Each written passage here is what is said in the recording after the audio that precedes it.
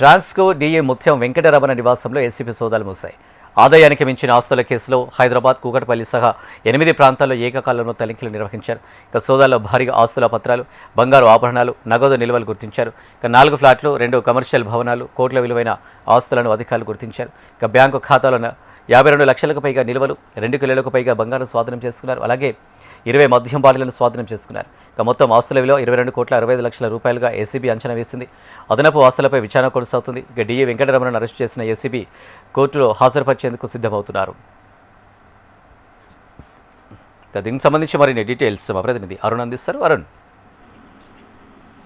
ఏదైతే Telangana renewable energy development corporation ముత్యం వెంకటరమణ నివాసంలో అయితే ఈరోజు ఉదయం నుంచి సోదాలు ఏసీబీ అధికారులు సోదాలు చేపట్టారు. అయితే ఆదాయానికి మించిన ఆస్తులు ఎక్కువగా సంపాదించాలనే నేపథ్యంలో కూడా దానిపైన ఏసీబీ అధికారులు అయితే కేసు నమోదు చేశారు. అయితే ఈ రోజు ఉదయం నుంచి హైదరాబాద్, కుక్కడపల్లి సహా మొత్తం 8 ప్రాంతాల్లో కూడా ఏసీబీ అధికారులు ఏకకాలంలో సోదాలు అయితే నిర్వహించారు.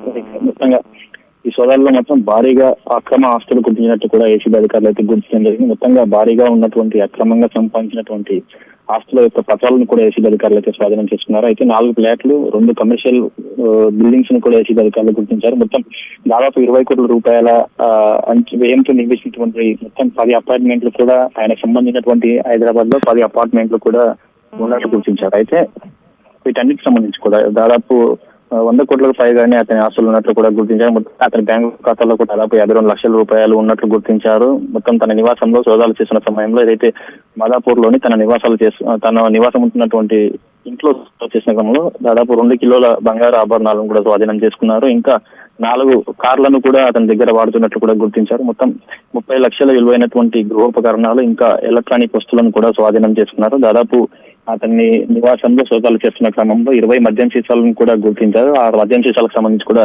ఎక్సైజ్ శాఖలో ప్రత్యేకంగా దానిపైన కూడా మరో కేసు నమోదు చేశారు. మొత్తంగా దీనికి సంబంధించి కూడా దాదాపు ఏదైతే ఈ సోదాలకు సంబంధించి ఈ రోజు ఉదయం నుంచి కూడా సోదాలు కొనసాగి సాయంత్రం వరకు కూడా సోదాలు కొనసాగిన క్రమంలో ఈ మొత్తం 27 కోట్ల రూపాయల వరకు ఉంటుందని కూడా అంచనా వేశారు. అయితే దానికి సంబంధించి కూడా ఇవన్నిటికి సంబంధించి బహిరంగ మార్కెట్ లో దాదాపు 100 కోట్లకు పైగానే ఆస్తులు ఉన్నట్టు కూడా ఏసీబీ అధికారులు అయితే గుర్తించారు. ఇంకా ఇతనికి సంబంధించినటువంటి అక్రమ ఆస్తులకు సంబంధించి కూడా ఇంకా సోదాలు అయితే కొనసాగడానికి కూడా ఏసీబీ అయితే సస్పెండ్ చేసింది. దీనికి సంబంధించి కూడా ఇతని పైన ఇతనికి సంబంధించి కూడా ఏదైతే 2019 సంవత్సరంలోనూ కూడా వేరే వ్యక్తి దగ్గర 25,000 రూపాయల లంచం తీసుకుంటూ కూడా అతను ఏసీబీ అధికారులకు అయితే దొరకడం జరిగింది. అయితే ఈ రోజు సంబంధించి కూడా ఈ రెండోసారి ఏసీబీ అధికారులకు అయితే దొరకడం అయితే జరిగింది. మొత్తంగా దీనికి సంబంధించి పూర్తిగా ఈ రోజు ఉదయం నుంచి సోదాలు మూసిన తర్వాత మాత్రం అతన్ని అదుపులోకి తీసుకుని అరెస్ట్ చేయడం అయితే జరిగింది. ఇప్పుడు నిందితులకు సంబంధించి కూడా కోర్టులో హాజరుపరిచిన తర్వాత మాత్రం మరోసారి అతన్ని అదుపులో కస్టడీ పిటిషన్ దాఖలు చేసి మరోసారి అదుపులో తీసుకునే అవకాశం అయితే కనిపిస్తుంది. ఎందుకంటే ఎంత పెద్ద మొత్తంలో కూడా భారీగా అక్రమ ఆస్తులు